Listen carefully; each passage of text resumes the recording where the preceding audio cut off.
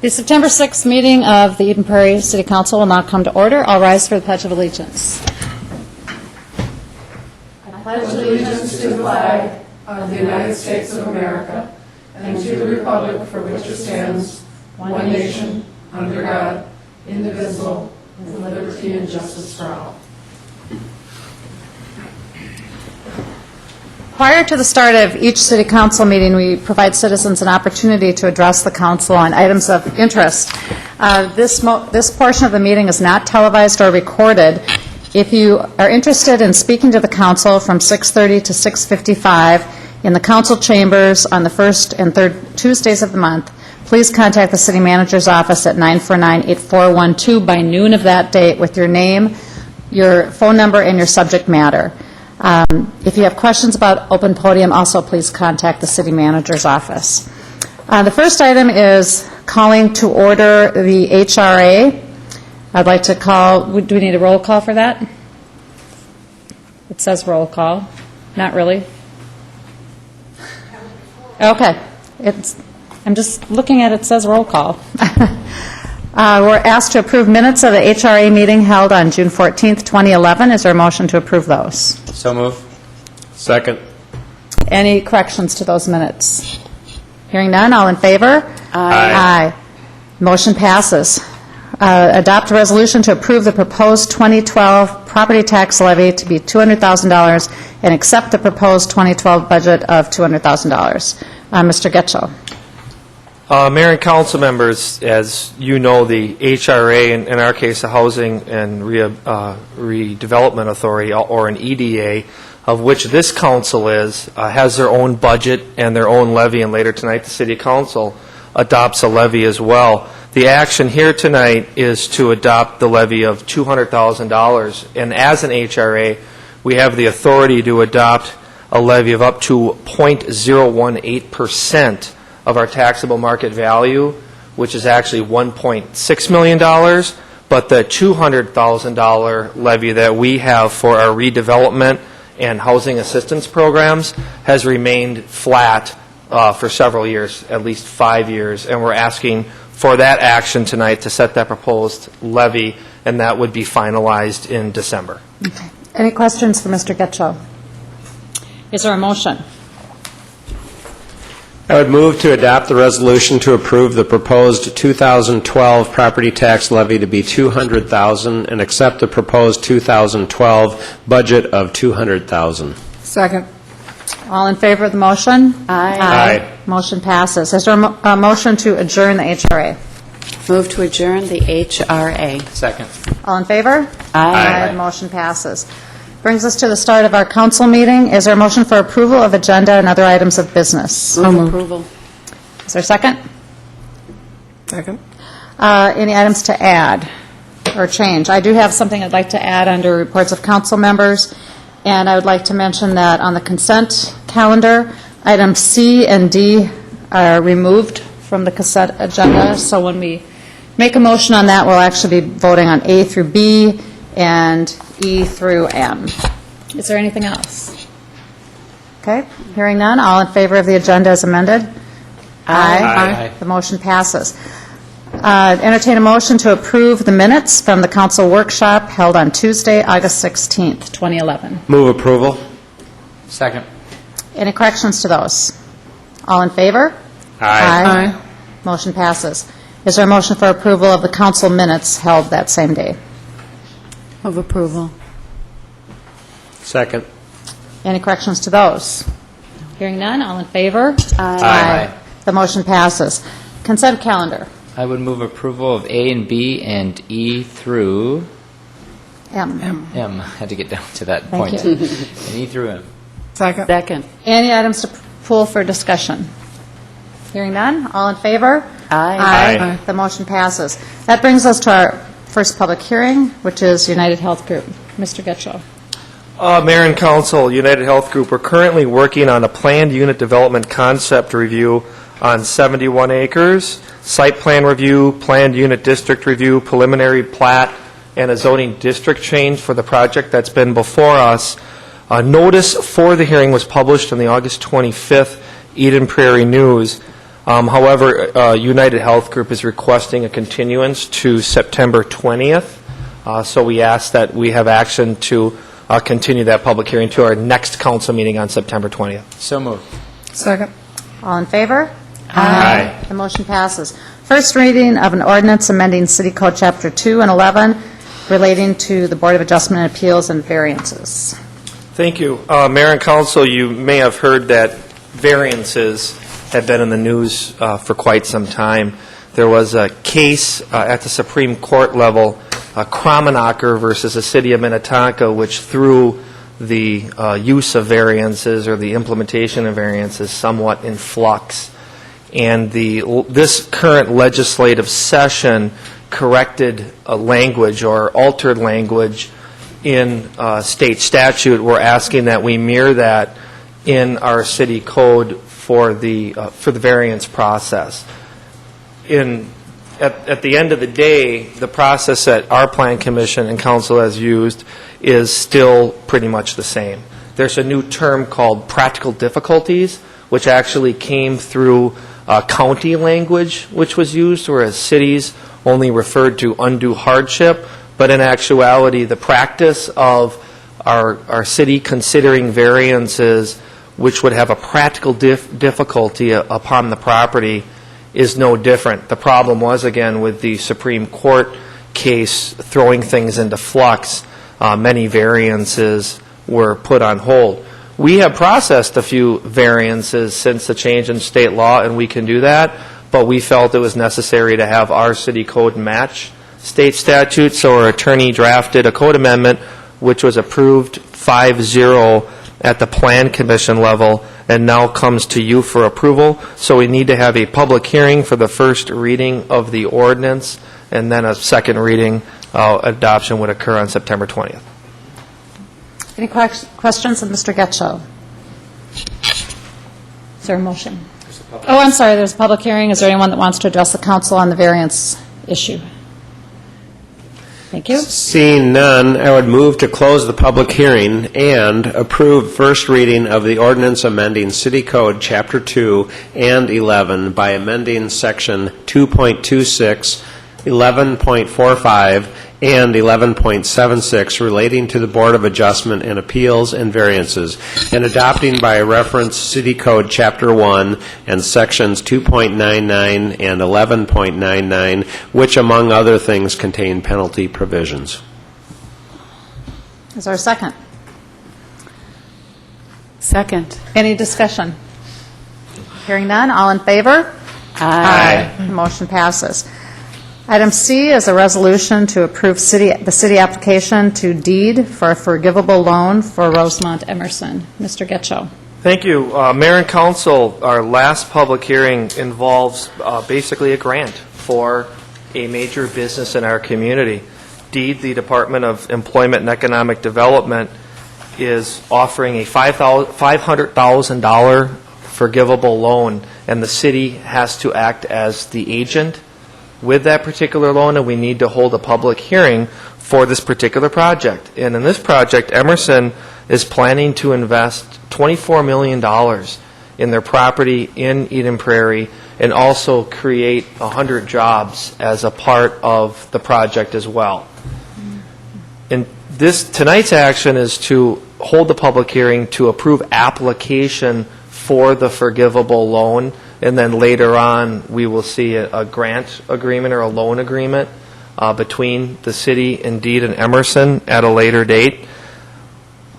But we see this again as another positive project, positive development in the community with one of our major businesses investing into their property, improving their property, and adding jobs to the city of Eden Prairie. Okay. Thank you. Any questions for Mr. Getchell? Councilmember Nelson. Well, just a comment, at a meeting we had over there on Light Rail, they were going over some of these improvements and what they were going to be doing, and it's exactly the kind of thing that we need happening with businesses in the community. I was very impressed, so this is well worth our doing. Yeah, thank you. This is a public hearing. Is there anyone from the audience that wants to address the council on this deed grant?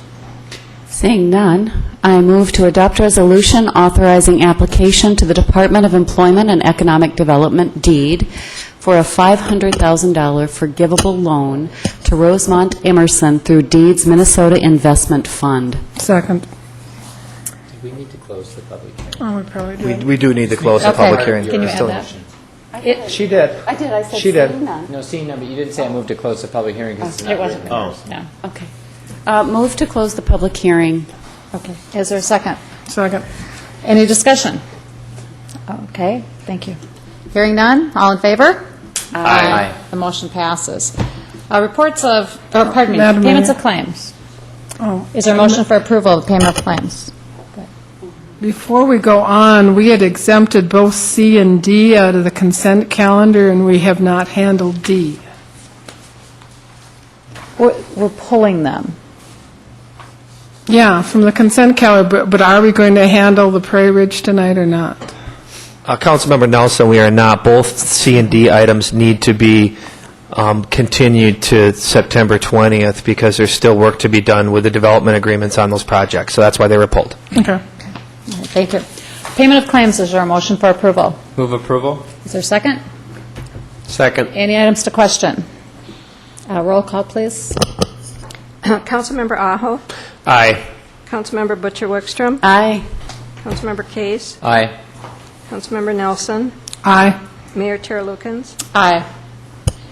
Reports of council members, I would just like to take this opportunity to mention that the Minnesota Public Safety Agencies are going to be observing the 10th anniversary of the 9/11 attacks on the United States with a free event for the public, and this observance will be on Sunday, which is September 11th, at Grace Church at 9301 Eden Prairie Road in Eden Prairie. The event begins at 12 o'clock, and from 12 to 3, there are public safety displays, and then from 3 to 4:30, there is a memorial ceremony, and we hope that everyone who's interested will go out to Grace Church that day. If you have any questions about it, you can contact the city and at 949-8300, and you can get some more information about it. Council members Brad Aho and Sherry Butcher Wickstrom, and are either of you going to, Kathy, are you going to be able to be there? No. I know I cannot. Okay, so the two of them will be at that event, so. Thank you. Thank you. Anything else I need to add about that, do you think? I think that covers. Okay, great. Thank you. Report of the city manager, Mr. Getchell. Mayor and council, we continue on with our budget process, and in this particular instance, we need to adopt a resolution setting our preliminary levy and setting a public hearing for our city and HRA levy. In this case, it would propose to be in early December. However, we need to set our preliminary tax levy before September 15th, and this is the meeting that we have that falls before September 15th.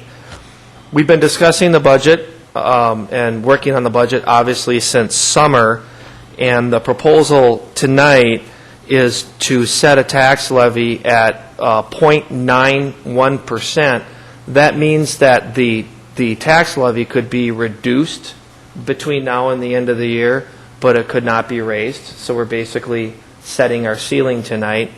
We do not need to approve our budget. However, as you know, we have quite a bit of discussion on what budget is built, two-year budget, 2012 and 2013 budget, is built around that tax levy, and we're going to have further discussions, and we will have a full presentation and a public meeting on our budget in December prior to its adoption as well. So again, the action tonight is setting the preliminary tax levy, then setting December 6th as the meeting for public comment and discussion on the budget and potential approval of the budget. And again, even though we work on a two-year budget cycle, we still need to set our levy annually. So the levy's actually only for 2012, even though we're talking about a 2012 and 2013 budget. But again, what we feel is a very modest, less than 1% preliminary increase in the tax levy. Okay, thank you. Any questions for Mr. Getchell? No, I would move. Okay. to adopt the resolution that certifies the proposed 2012 property tax levy to be $32,258,990 and sets December 6, 2011 as the meeting, which will include discussion of the budget and provide for public comment, and accepts the proposed 2012 budget of $38,345,174 and consents and approves the HRA tax levy of $200,000. Thank you. Is there a second? Second. Any discussion? Okay, all in favor? Aye. Motion passes. And I'd just like to point out for people that are watching that we weren't suddenly presented with this information by staff and didn't ask any questions in this brief period of time. We've been studying this throughout the year, and in fact, our 1-hour workshop prior to this was totally about this amount of money in the levy. So we have gotten our questions answered, and we are comfortable with the proposal that the staff has come forth with.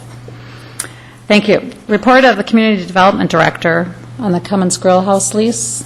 Your Honor, council members, about a year and a half ago, the city approved a lease with the Historical Society for use of the Cummins Grill House and also to allow them to make improvements to that property.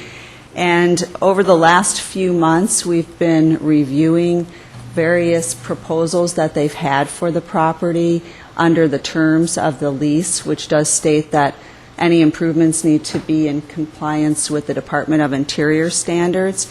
And as we've been kind of working our way through those standards and different questions have come up, we feel that it's beneficial to clarify the lease in a number of different areas. One is to better define what are capital improvements to the property versus things that the Historical Society might own and might be able to take with them if the lease ever terminates. And it's only those capital improvements that need to be in conformance with the Department of Interior standards and sometimes have to go through our Heritage Preservation Commission. So we wanted to define those very closely.